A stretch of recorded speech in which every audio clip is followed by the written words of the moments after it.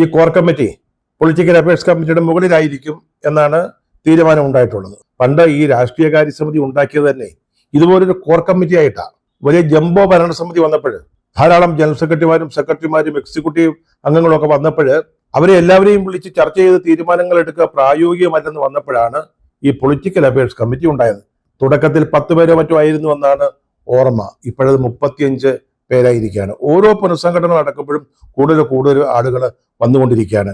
ഇനിയും political affairs കമ്മിറ്റിയിലേക്ക് പുതിയ അംഗങ്ങൾ വന്നാലും അത്ഭുതപ്പെടാനില്ല. അപ്പൊ അതിന്റെ പ്രസക്തി ഏതാണ്ട് നഷ്ടപ്പെട്ടിരിക്കുന്നു. അതിന്റെ സ്ഥാനത്തേക്കാണ് ഈ കോർ കമ്മിറ്റി വരുന്നത്. ഇപ്പൊ ജംബോ കമ്മിറ്റിയെ കുറിച്ച് എല്ലാവരും വലിയ പരാതികൾ പറയുന്നുണ്ട്. 59 ജനറൽ സെക്രട്ടറിമാരാ.